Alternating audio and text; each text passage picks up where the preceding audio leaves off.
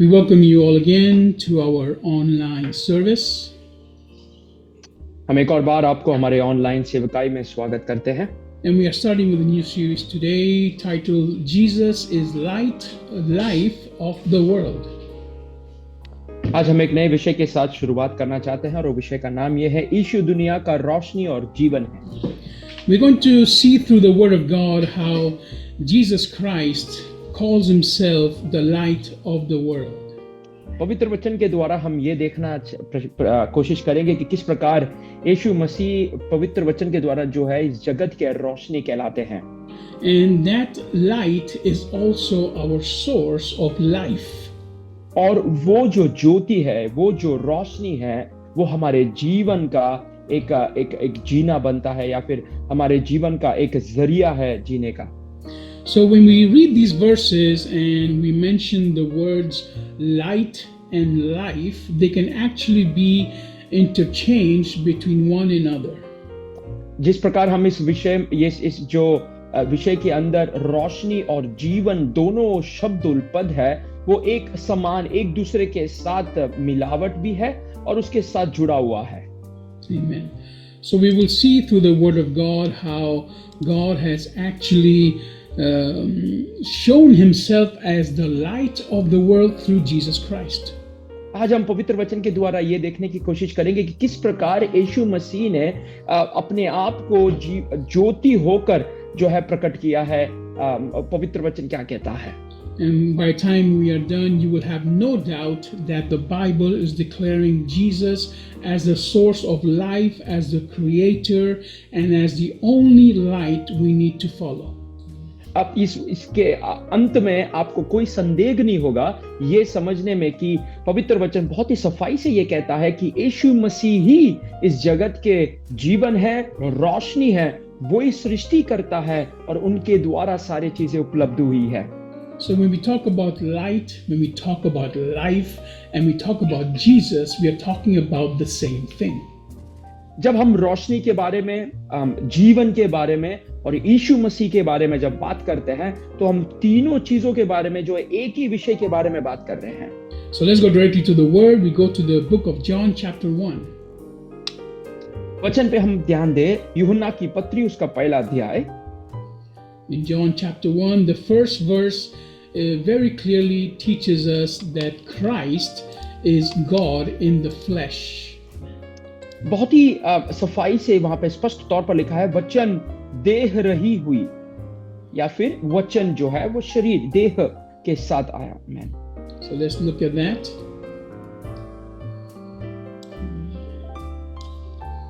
So John, let me find it here. John chapter 1, verse 1. We'll read from verse 1 to verse 5 and then we will talk about it. So, in the beginning was the Word, and the Word was with God, and the Word was God. The same was in the beginning with God. All things were made by him, and without him was not anything made that was made. In him was life, and the life was the light of men.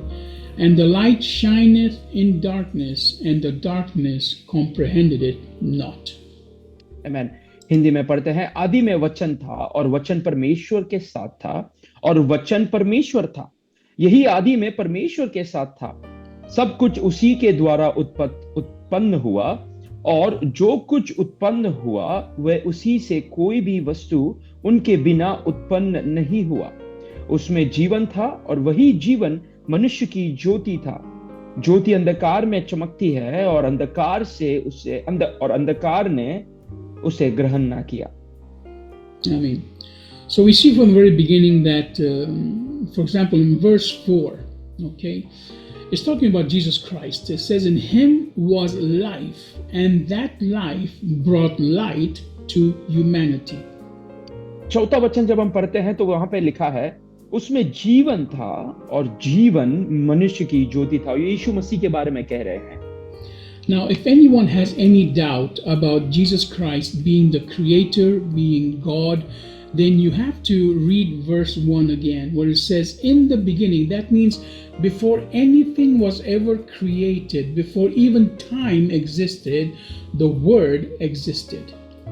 कि अगर आप में से अभी भी किसी को संदेह है शुरुआत में यीशु मसीह के बारे में, इस जगत की सृष्टि के बारे में, पहला वचन को आप वापिस से पढ़िए। यूहन्ना पहला का पहला, आदि में वचन था, सबके पहले, समय के भी पहले आदि में वचन था, और वो वचन परमेश्वर के साथ था।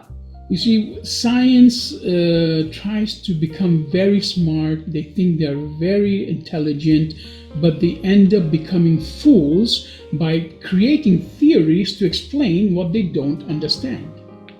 देखिए, विज्ञान जो है अनेक दफा जो है विज्ञान बहुत सारी चीजों को जो है वो उसका सफाई देना चाहते हैं, उसे सही साबित करना चाहते हैं, परंतु अनेक दफा जो है वो अपने आप को बेवकूफ साबित करते हैं, ताकि वो चीजों को वो से स्पष्ट करना चाहते हैं जो हकीकत में है ही नहीं, या फिर जो सच्चाई नहीं है। Now here, Brother Solomon and myself both have degrees in science. We have studied it deeply in university. We have degrees in that. So we are talking from authority, and we know that science is limited in giving all the answers. देखिए, हमने दोनों में विज्ञान में पढ़ाई की है, और हमारे विज्ञान के समझ से हम ये कह सकते हैं कि जो है पवित्र बहुत सारी ऐसी चीजें हैं जो विज्ञान जिससे सीमित है, वो हर एक चीज हमें समझा नहीं सकती, परंतु पवित्र वचन जो है उसके ऊपर जो है उसके अधिकार है। Now, I don't know about Brother Solomon, but for me, the deeper I got into science and studied it more profoundly, the more I had to admit that there has to be a God. देखिए, pastor जी के व्यक्तिगत अनुभव परमेश्वर के साथ, और जितना तक उन्होंने विज्ञान में अपने आप को डुबोकर उससे पढ़ने की कोशिश की, उन्हें इस चीज की समझ आई कि जितना तक वो अधिक पढ़ाई करते गए, उतना तक उन्हें यह समझ में आया कि हकीकत में एक परमेश्वर होना, एक प्रभु होना बहुत ही जरूरी है। उसके बिना ये हकीकत में नहीं आ सकता। You see, science can only study and look at what is happening and try to understand it. देखिए, विज्ञान जो है केवल ये मदद करता है कि क्या हो रहा है, कैसे हो रहा है, और उसमें क्या कर सकते हैं। And when we understand it and we see how beautiful, how perfect it is so that we can give glory to God. और जो है जब हमें वो समझ आता है, तब हम परमेश्वर को जो है उसकी महिमा और आदर देते हैं। Now, the problem has happened that man has become so intelligent in their own understanding that they, instead of giving glory to God, they give glory to themselves for their intelligence. देखिए, मनुष्य अपने आप के बुद्धि और ज्ञान में इतने अभिमान खाते हैं कि परमेश्वर को धन्यवाद देने से बदले वो अपने आप को प्रशंसा करते हैं, अपने आप को जो है ऊपर उठाते हैं। That's why they reject things about God, they reject Jesus Christ, and they believe in science, and that science is the answer for everything. देखिए, इसीलिए वो परमेश्वर को नफरत करते हैं, परमेश्वर को अलग रखते हैं, अपने आप को सबसे ऊपर की दर्जा देते हैं, और विज्ञान को मानते हैं, और विज्ञान पर जो है अपना ध्यान और अपना पूरा समझ वो उस पर रखते हैं। In this verse we read that in the beginning was the Word. हमने शुरुआत में अध्याय में इस प्रकार पढ़ा, आदि में वचन था। There was only the voice of God which existed from the very beginning. देखिए, सबसे शुरुआत में केवल परमेश्वर की आवाज, केवल वही जो है वही आई थी। And then it says that this word, the Word, was with God. और उसके बाद कहते हैं कि ये वचन परमेश्वर के साथ था। And the Word was God. और ये वचन परमेश्वर था। And he existed in the beginning with God. और वो परमेश्वर के साथ, ये वचन परमेश्वर के साथ आदि से था। Now, how do we know that these verses are talking about Jesus Christ? और हम कैसे इसे साबित कर सकते हैं कि ये जो वचन है वो यीशु मसीह के बारे में बात कर रहे हैं? For this, we have to jump down to verse, let me see over here.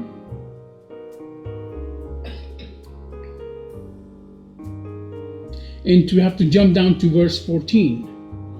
उसके 14वां कलाम में जब हम पढ़ते हैं, it says, the Word became flesh and lived among us.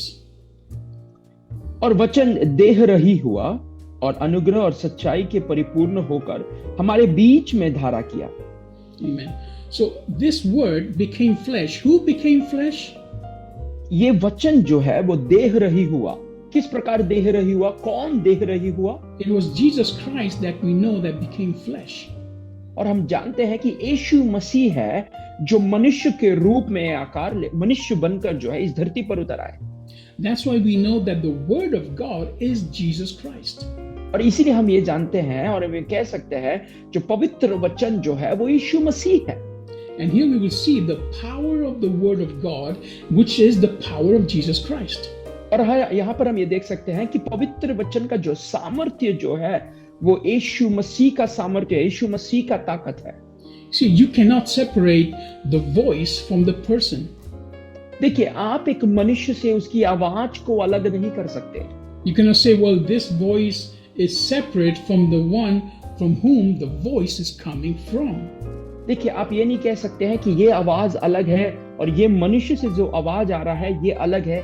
इस प्रकार से आप उन दोनों चीजों को अलग नहीं कर सकते। Then verse 3, through him, through Jesus Christ, through the word, all things were made, and apart from him nothing has been made that has been made. तीसरा वचन हम ये पढ़ते हैं, सब कुछ उसी के द्वारा उत्पन्न हुआ और जो कुछ उत्पन्न हुआ वह उसी में से कोई भी वस्तु उसके बिना उत्पन्न नहीं हुआ। So let me ask you again, what was made through Jesus Christ? एक और बार मैं आपसे ये प्रश्न पूछता हूँ, यीशु मसीह के द्वारा क्या बना? According to the word of God, everything was made through Jesus Christ. पवित्र वचन के आधारित पर हर एक चीज यीशु मसीह के द्वारा बना हुआ है। It wasn't the Big Bang. ये कोई बिग बैंग थियरी नहीं है। It wasn't any idea that any scientific, intelligent person might have. और ये कोई विज्ञान के शास्त्रों के दिमाग में सोची हुई कोई आइडिया नहीं है। Even those that denied Jesus Christ were made by Jesus Christ. वो व्यक्तियां जो यीशु मसीह के वचन को इनकार करते हैं या नकार करते हैं, उनको भी यीशु मसीह ने ही सृष्टि किया है। So all things were made through the word of God, through the, what we say in Hindi, the shabd, the power of the word. Through that was everything made, and that is Jesus Christ. यीशु मसीह की आवाज के द्वारा, यीशु मसीह के शब्द के द्वारा यीशु मसीह ने हर एक चीज को निर्माण किया और यीशु मसीह के सामर्थ्य के द्वारा उन्होंने सब चीजों को बनाया। That's why when you start walking the life with Christ, you come to understand the power of speaking the word of God. इसीलिए जब आप रोशनी में चलते हो, ज्योति में चलते हो, तो परमेश्वर के वचन के सामर्थ्य को समझने की कोशिश करते हो और उस पे चलते हो। Through this series, we will see how when you speak the word of God, this light that is inside of you through Jesus Christ starts to shine. इसीलिए हम वचन के आधार, जब हम वचन आगे पढ़ते जाएंगे तब ये समझने की कोशिश करेंगे, जब आप पवित्र वचन को बांटने लगोगे, पवित्र वचन में जीने लगोगे, वो रोशनी जो है वो आपको आगे ले जाएगा और आपके जीवन के द्वारा जो है वो जगत का वो ज्योति जो है वो रोशनी फैलाते लगेगी। In verse 4, in him, Jesus Christ was life, and that life brought light to humanity. चौथा वचन में हम ये पढ़ते हैं, उसमें जीवन था और वह जीवन मनुष्य की ज्योति था। Amen. Amen. So here we see that Jesus Christ, the word of God, is our source of life. देखिए, यीशु मसीह या फिर वचन जो पवित्र वचन जो है वो हमारे जीवन के ज्योति है, वो हमारे जीवन के रोशनी है। So he is life and he is light. वो हमारे जीवन है और वही हमारे ज्योति है। Now let's jump to John chapter 11. यूहन्ना की पत्री उसके 11वां अध्याय में हम अपना ध्यान लगाएं। John chapter 11, we have a very wonderful promise from Jesus Christ over here. बहुत ही एक अच्छा एक वादा यीशु मसीह हमें यहाँ पर करते हैं। If there's anything in your life that is dead right now, if you believe in Jesus Christ, you will bring it back to life. अगर कोई भी चीज आपके जीवन में जो है मरा हुआ अनुभव में है, मृत्यु पाए हुए अनुभव में है, और आप यीशु मसीह पर विश्वास रखते हो, तो यीशु मसीह जो है उस चीज को आपके जीवन में जो है ज्योति के समान या जीवन के समान उसे वापस ले आएगा। In this passage, Jesus is bringing back to life his friend Lazarus, who has been dead and buried for 4 days. 11वें अध्याय में हम ये पढ़ते हैं, यीशु मसीह के सबसे खास परिवार और यीशु मसीह के मित्र लाजर, जो मृत्यु पाकर 4 दिन होकर कब्र में रख के बदबू मार रही थी, उन्हें यीशु मसीह जो है मृत्यु होने के बाद उसे जीवन प्राप्त कर कर वापिस बाहर ले आते हैं। It says here, I am the resurrection and the life. The person who believes in me, even though he dies, will live. 25वां कलाम में हम इस प्रकार पढ़ते हैं, वहां पर यीशु ने उससे कहा, पुनरुत्थान और जीवन में ही हूं, जो कोई मुझ पर विश्वास करता है वो यदि मर भी जाए तो भी जिएगा। Let me read that again to you. I am the resurrection and the life. The person who believes in me, even though he dies, will live. पुनरुत्थान और जीवन मैं ही हूं, जो कोई मुझ पर विश्वास करता है वह यदि मर भी जाए तब भी जिएगा। Now, Jesus is asking you here a direct question in the next verse. यीशु मसीह जो है अगले वचन में, अगले कलाम से जो है आपको एक सीधा प्रश्न पूछ रहे हैं। Says, indeed, everyone who lives and believes in me will never die. Do you believe that? और जो कोई जीवित है और मुझ पर विश्वास करता है वो अनंत काल तक ना मरेगा। क्या तुम इस बात पर विश्वास करते हो? So we have to believe that Jesus Christ is the power of resurrection.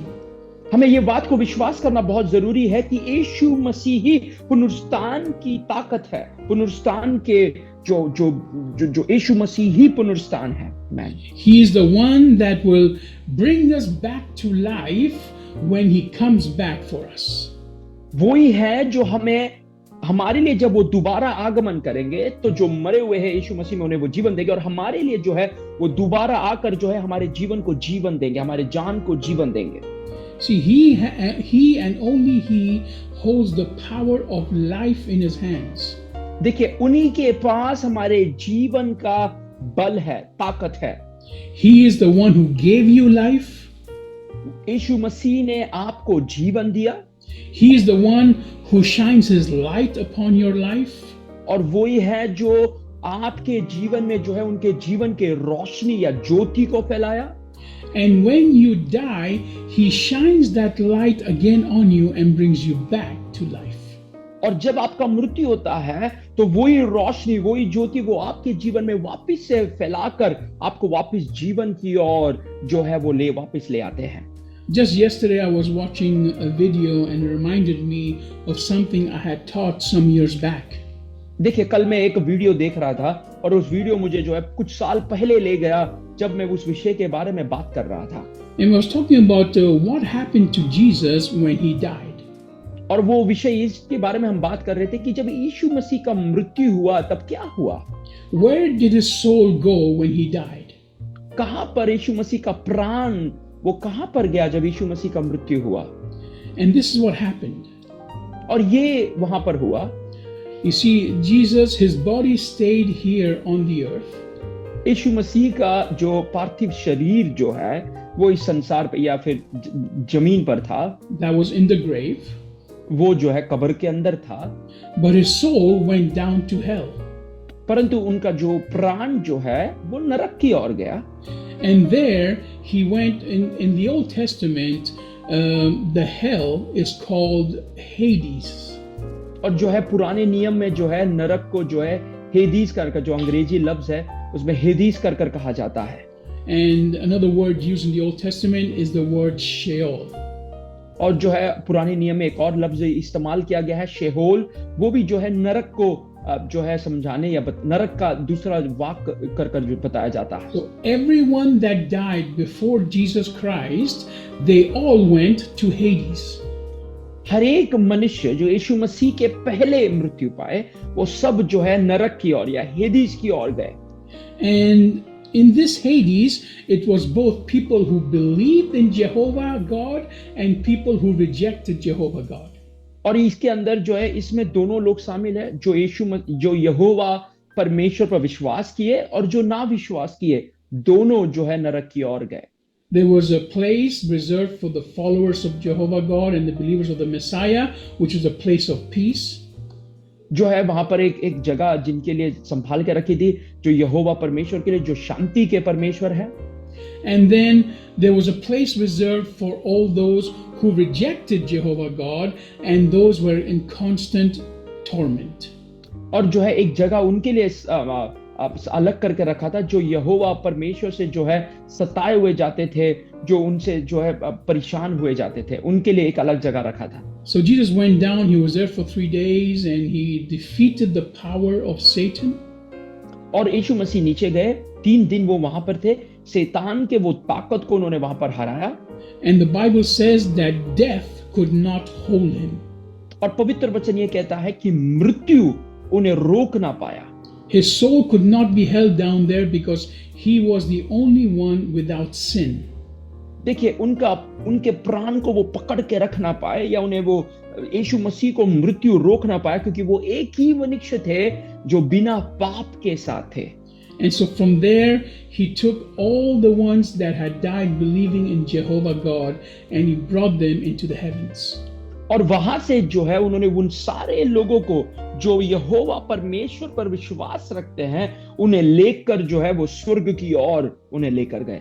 And then on the 3rd day he came back to his body and came out of the grave. और तीसरे दिन जो है अपने शरीर से बाहर आकर, जो है कब्र से बाहर आकर, जो है वो अपने चेलों को प्रतिष्ठित हुए। That's why Jesus is saying here, I am the resurrection and the life. और इसीलिए यीशु मसीह यहाँ पर स्पष्ट तौर पर कहते हैं, मैं ही पुनरुत्थान हूं और मैं ही जीवन हूं। In other words, if you die, if you believe when you die, you will be brought back to life the way he was brought back to life. और इसीलिए अगर आप यीशु मसीह पर विश्वास रखते हो, तो अगर आपका मृत्यु होता है, जिस प्रकार उन्हें जीवन की ओर ले आया था, उसी प्रकार मरने के बाद भी आपको भी जीवन की ओर मसीह लेकर आएगा। So if you die in Jesus Christ, you are guaranteed life eternal with God.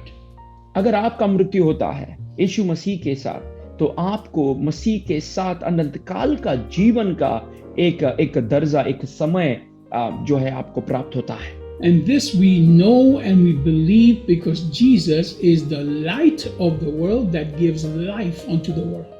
और इस बात पर हम विश्वास रखते हैं, क्योंकि यीशु मसीह ही इस जगत के रोशनी है और वही इस जगत के जीवन है।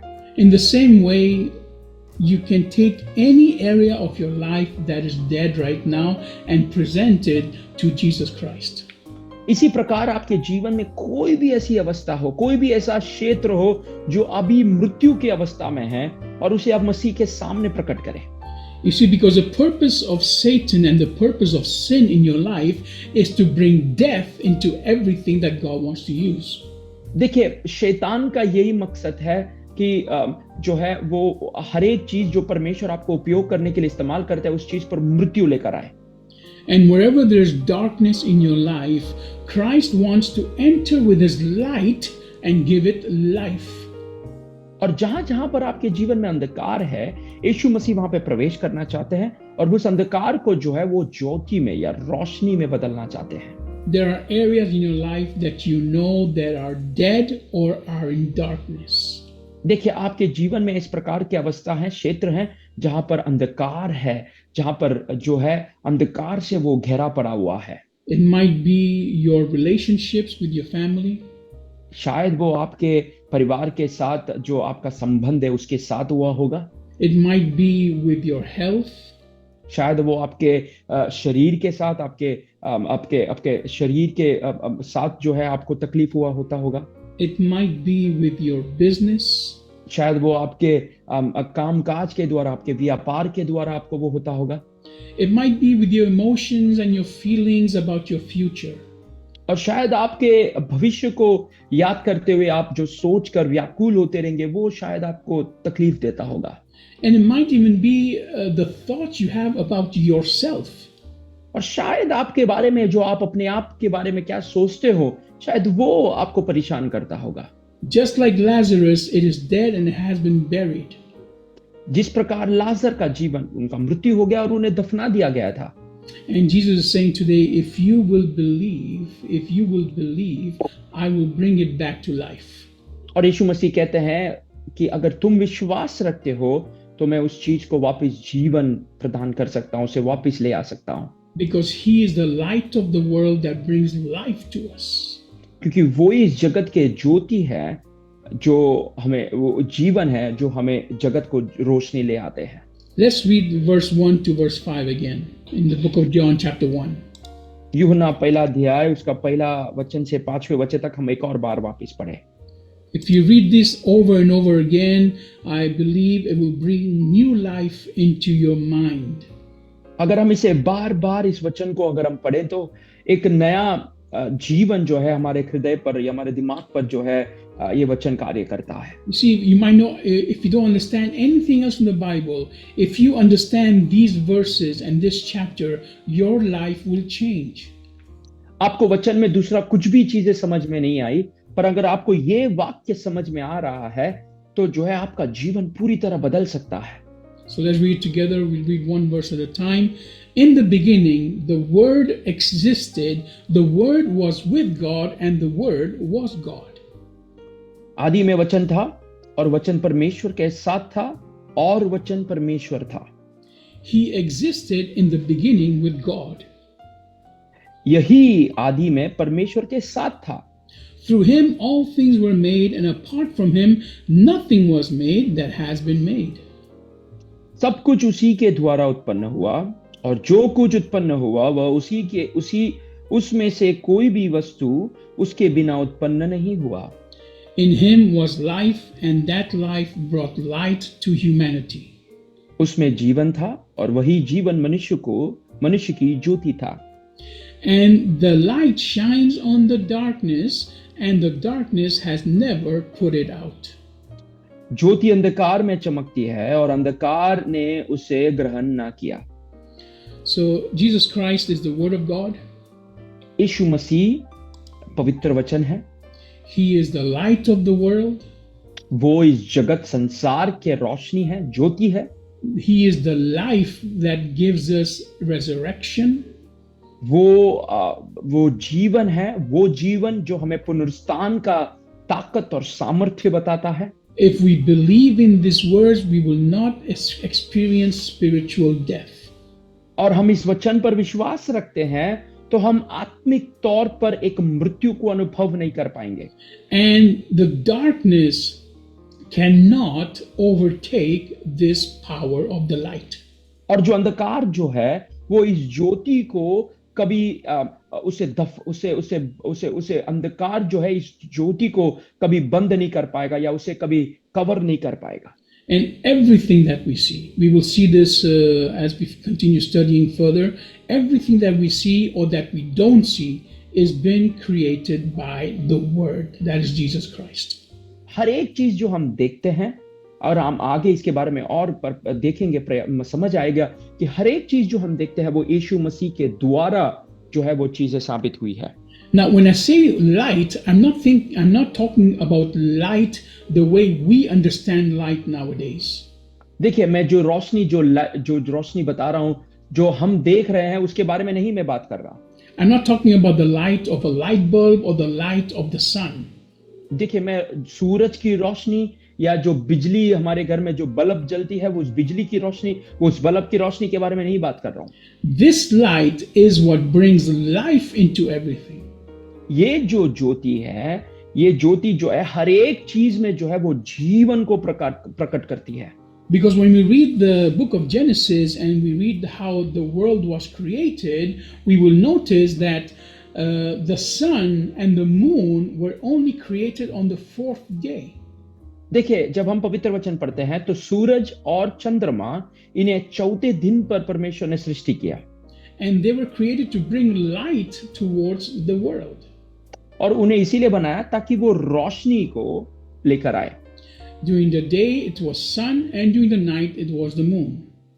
तो सूरज जो है वो दिन के समय पर और रात के समय पर चंद्रमा रात के समय पर जो है रोशनी ले आता है। But before the creation of the sun and the moon, there already was light on the earth. सूरज और चंद्रमा के सृष्टि के पहले ही इस जगत पे जो है एक रोशनी था, And that was Jesus Christ. और वो यीशु मसीह था। In other words, there was life already in the world. और इसका मतलब जो है जगत में पहले से ही एक जीवन था। The creation was already created, and it was living before the sun and the moon were created. जो सृष्टि करता है वो सृष्टि जो है वो रोशनी होकर जीवन होकर सूरज और चंद्रमा के बनने से पहले ही संसार में वो जीवित था। This is the light I am talking about, that is in Jesus Christ. और ये रोशनी जो यीशु मसीह में है उसके बारे में मैं आज आपसे बात कर रहा हूं। And this is the life that you need in your life. और यही ज्योति यही जीवन जो है वो आपके जीवन में आपको जरूरी है। This way your life source will not be the creation around you, it will be the person of Jesus Christ. इसीलिए जो आपके जीवन में जो ज्योति का जो सोर्स जो है, जो सोता जो है, वो आपके अगल बगल के सृष्टि नहीं होगी, परंतु वो यीशु मसीह ही केवल आपका जीवन का ज्योति बनकर रहेगा। The source of your life will not be your own existence, but the person of Jesus Christ in your life. देखिए, आपके जीवन का जो सोता जो है, जो रोशनी का सोता जो है, वो आपके हकीकत में, आपके व्यक्तिगत चीज में नहीं, परंतु यीशु मसीह ही आपके जीवन के जगत की ज्योति बन के रहेंगे। When you understand this, then and only then will the word be the source of life in your life. जब आप इस वचन को समझ पाओगे, तभी जो है ये वचन जो है आपके जीवन की ज्योति बनकर वो आपके जीवन पे रहेगा। God bless you. परमेश्वर आपको आशीष करे।